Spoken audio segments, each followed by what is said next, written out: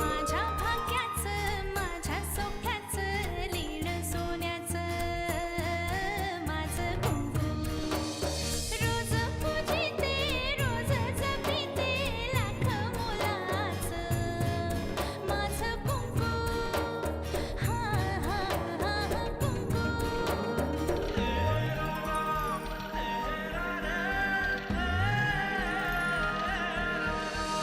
मन माझे घर झाले त्याचे मोर स्वप्नाचा दारी नाचे शब्द त्याचे अमृताचे स्पर्श त्याचे चांदण्याचे त्याच्या श्वासाचे त्याच्या डोळ्याचे गुज सांगते माझं कुंकू हा हा हा कुंकू हा हा हा कुंकू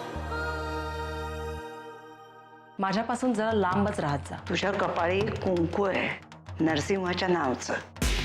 कुठल्याही परपुरुषाचा विचार जरी मनात आला ना तरी त्या कुंकवाचा रंग फिका होतो. साहेब एक फोन करू द्या ना साहेब. अहो काय करताय? नेहमीसारखी कामं सांगा ना मला. असं म्हणून माझी नोकरी घालवायची आहे का? माझ्या बाबांना अहो म्हणण्याचा अधिकार फक्त माझ्या आईला होता. तिथून निघण्याआधी एकदा जानकीचं सुख डोळे भरून बघावं असं वाटतं बघ. तू आधीही मोलकरीण होतीस आणि पुढेही मोलकरीणच राहणार आहेस. इकडे ये. ही तुझी जागा आहे आणि हीच तुझी लायकी आहे. त्यामुळे इथे बसून खायचं. चल बस बस. जानकी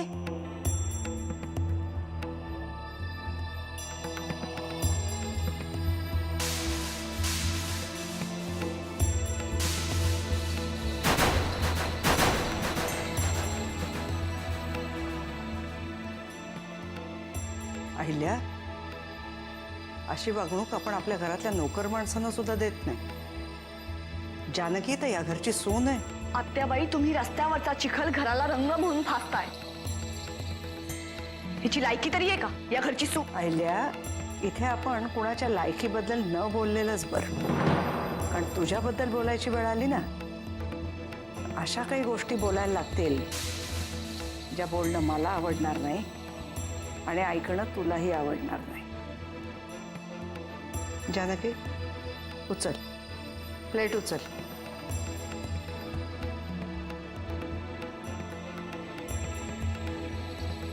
ये बस इथे. मी हिला या खुर्चीत बसू देणार नाही. ब्रह्मदेवाचा बाप जरी आला ना तरी तिला या खुर्चीत बसण्यापासून रोखू शकणार नाही.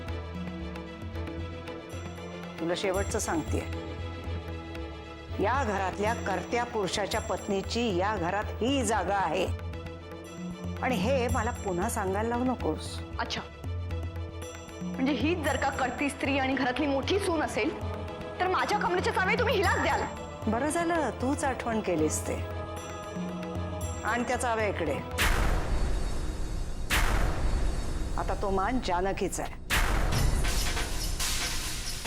मी हिला चाव्या देणार नाही. या घराची हीच परंपरा आहे. खड्ड्यात गेली तुमची परंपरा. दरवेळी तुम्ही काहीतरी बोलायचं आणि प्रत्येकाने ऐकून घ्यायचं असं होणार नाही. तुला ऐकावंच लागेल. का? हा हक्क तुम्हाला कोणी दिला? मुळात तुम्ही किल्लेदार आहातच कुठे. या घरात माझे काय हक्क आहेत आणि काय नाहीत हे तू मला सांगायची गरज नाहीये. तू लग्न होऊन किल्लेदार म्हणून इथे आलीस. मी जन्मापासून किल्लेदार आहे, कळलं? पण 4 दिवस का होईना तुमच्या कपाळी कोणाचं तरी कुंकू लागलंच होतं ना. त्याचं काय? माझ्या पुसल्या गेलेल्या कुंकवाबद्दल बोलायचा तुला काहीही अधिकार नाहीये अहिल्या. आत्याबाई, सुभावराव आणि रखमा आलेत.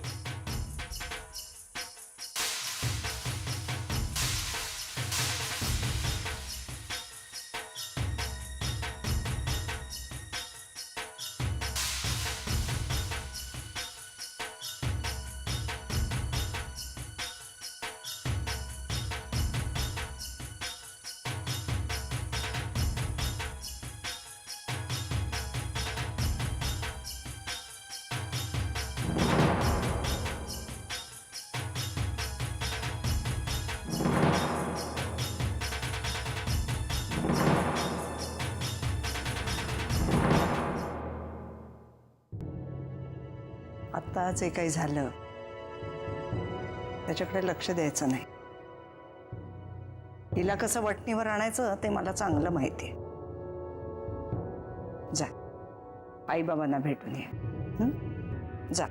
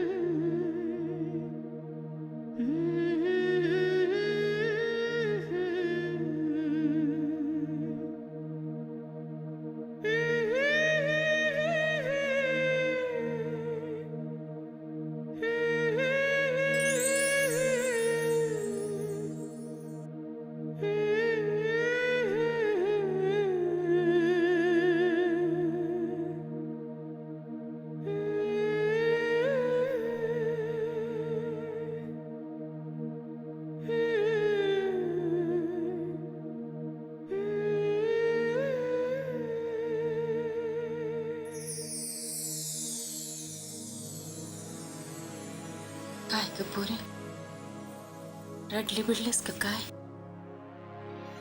नाही नाही. हे रखमे, अगं काहीतरी काय विचारतेस? अगं सासर वासनीच्या डोळ्यात पाणी येणार नाही, मग आणखी कुणाच्या येणार? रखमे, माहेरची माणसं पाहिली की हमखास पाणी येतच.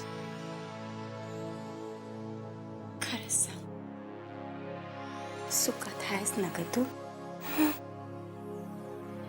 हे रखमे, अगं बस कर तुझ्या नुसत्या चौकशा.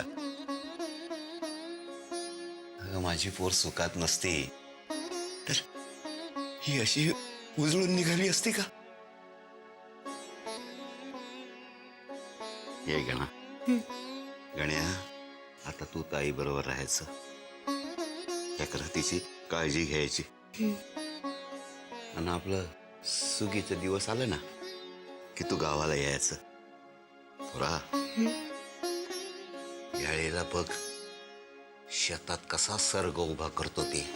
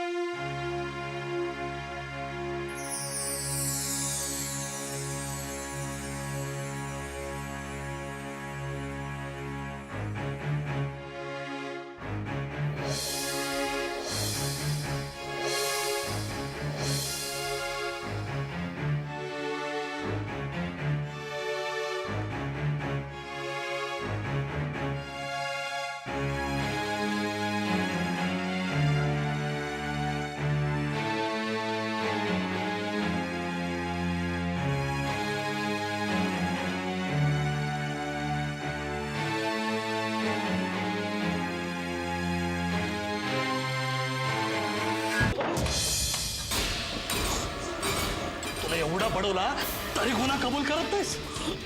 आज ना उद्या तुला गुन्हा कबूल करावा लागणारच. त्यापेक्षा आताच कर ना. जानकीला फसवलाय त्यांनी. माईला तुझ्या कालपासून एकच बडबड चालली. जानकी जानकी जानकी. त्यापेक्षा गुन्हा कबूल कर. या माईला तुझ्या.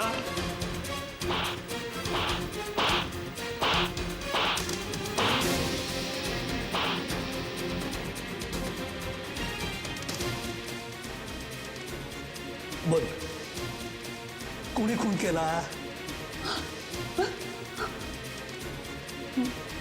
मी केला. अरे म्हणजे आधीच सांगितलं असतंस तर मार वाचला नसता. चला चला आता कडी फोडायला चला. जानकीला फसवलंय साहेब. सगळ्यांनी मिळून फसवलंय साहेब. तिला वाचवा साहेब. माईला तुझ्या स्वतः चितेवर झोपला तो झोपला आणि आता दुसऱ्याची काळजी.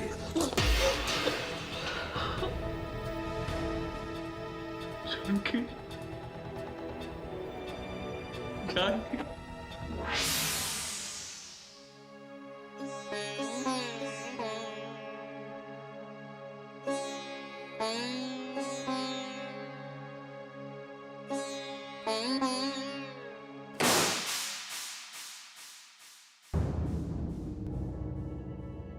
एवढं सगळं होऊन सुद्धा तुझ्या तोंडी देवाचं नाव येतच कसं?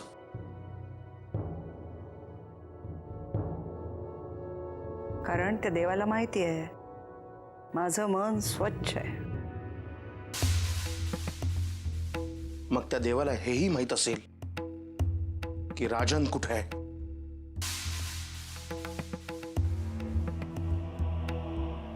त्याची काळजी तू नको करूस. एनिवे, मी इथे तुझ्याशी वाद घालायला आलो नाहीये.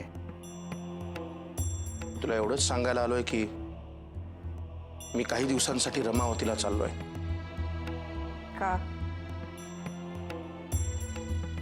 कारण कंटाळा आलाय मला या घराचा, या घरातल्या माणसांचा.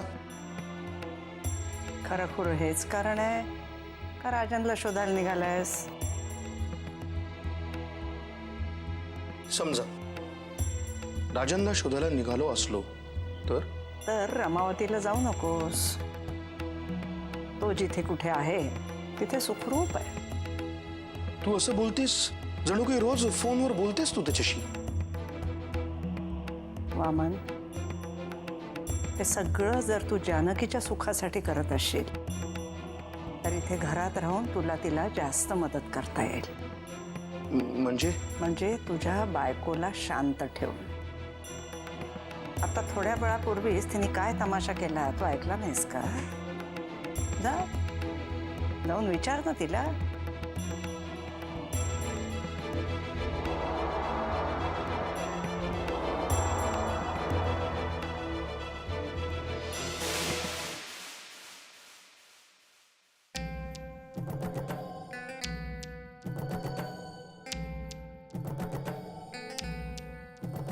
नमस्कार वहिनी साहेब. रात्री झोप लागली का? नाही म्हणले दादासाहेब हल्ली थकले म्हणून विचारले. काही गरज पडली तर बोलवा आम्हाला. तुमच्या सगळ्या शंकांचं निरसन करू आम्ही. काय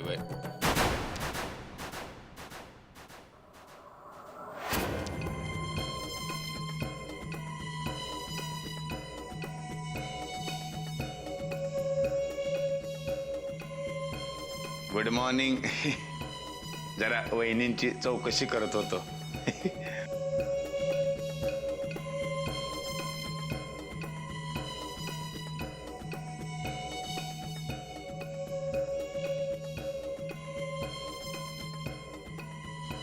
बघितलं का वहिनी, हे असं आहे, आमचे दादा एकदम कामात बिझी.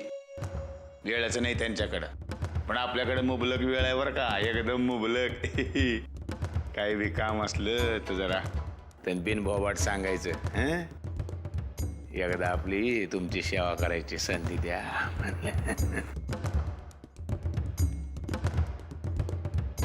वा परशू, रणांगणामध्ये आता लई धुरळा ओढणार आहे. फक्त मैदानावर उभं राहायची गरज आहे.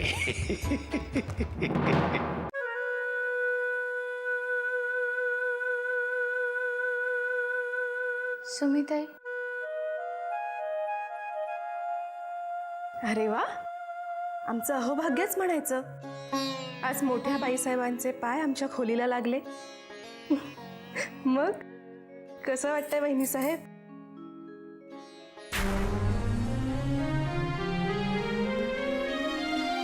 जानकी,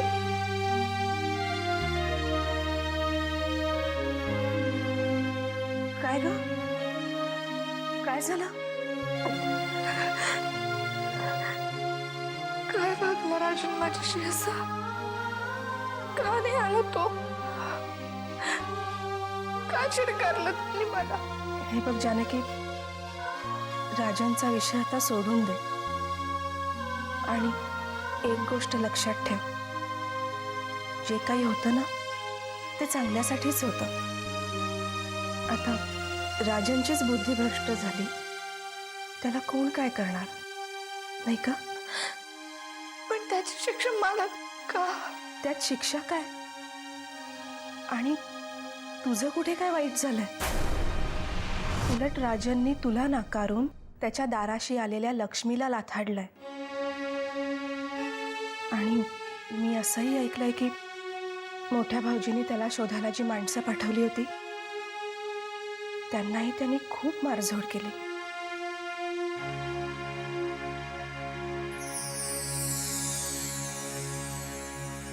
पण तो तर खूप शांत होता.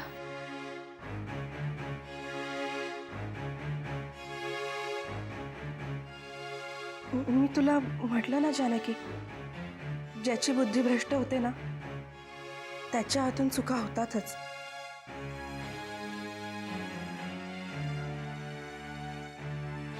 बरं ते जाऊ दे. मग नवी नवरीबाई, कसं वाटलं आमचं घर? छान आहे.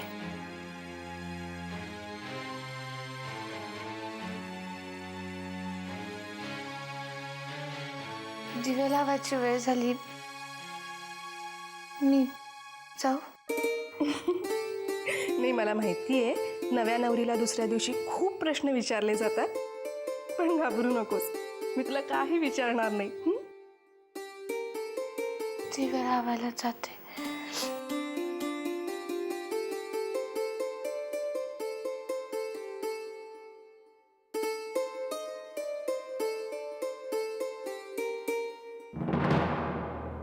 तात्याबाई, औक्षवंत बा. तात्याबाई, रमावती मतदारसंघाचं उमेदवारीचं तिकीट पुन्हा एकदा माझ्या नावाने जाहीर झालंय. अरे वा, छान. उद्यापासून नवसाईला नारळ फोडूनच प्रचाराला धूमधडाक्यात सुरुवात करतो. आता तुझ्या विजयाचा रथ कोणी रोखू शकत नाही, पण जिच्यामुळे तुला जगण्याचं हे अभेद्य कवच मिळालं तिला विसरू नकोस. प्रचाराला तिला बरोबर घेऊन जा. तात्याबाई, अरे ती सगळ्या उमेदवारांची नावं जाहीर झाली. नवीन तयार झालेल्या मतदारसंघाची सुद्धा. निवडणुका 20 दिवसावर आलेल्या आहेत, नावं जाहीर होणारच. मग माझ्या तिकिटाचं काय? पक्षश्रेष्ठींचा निर्णय महत्वाचा ठरला. अहिल्या, त्यांनी तुला पुढची 5 वर्ष कार्यकर्ती म्हणून काम करायला सांगितलंय. मी आणि कार्यकर्ती म्हणून माय फूट. अहिल्या, ज्यांनीच मला तसं प्रॉमिस केलं होतं. तिकिटासाठी प्रयत्न करेन असं प्रॉमिस केलं होतं मी, आणि विश्वास ठेव, मी सर्व प्रयत्न केले. सरळ सरळ सांगा ना, प्रयत्न करण्याचं नाटक केलं होतं म्हणून. अहिल्या, तुझ्या जिभेचा पट्टा आजकाल फार सुटायला लागलाय. इतरांचं जाऊ देत, पण नरसिंह समोर बोलताना तरी जरा भान ठेव. नाही आत्याबाई, तिला जे बोलायचं आहे ते बोलू द्या. मला मान्य आहे तिच्यावर खरंच अन्याय झालाय. असा काय अन्याय झालाय तिच्यावर? आत्याबाई, मी तिला स्वप्न दाखवली होती पण त्याची पूर्तता मी नाही करू शकलो. मी अपराधी आहे तिचा. पाहिलंस ह्याला मनाचा मोठेपणा म्हणतात. मला असल्या मोठेपणाचं अजिबात कौतुक नाही. यापुढे माझं काय करायचं ते मीच ठरवेन. काय करणार आहेस तू? विरोधी पक्षाला जाऊन मिळणार आहेस की अपक्ष म्हणून उभी राहणार आहेस? हे बघ, कुठेही गेलीस तरी हे लक्षात ठेव की आमचे आशीर्वादच तुझ्या पाठीशी असतील. म्हणजे कसं आहे अहिल्या, निवडणुकीसाठी खूप पैसा लागतो. जर आपल्या पक्षातर्फे तुला तिकीट मिळालं असतं तर कारखानदार, उद्योजक तुझ्या दिमतीला उभे केले असते. पण आता मी ती मदत तुला नाही करू शकणार. कारण खरंच अहिल्या, निवडणुकीसाठी खूप पैसा लागतो.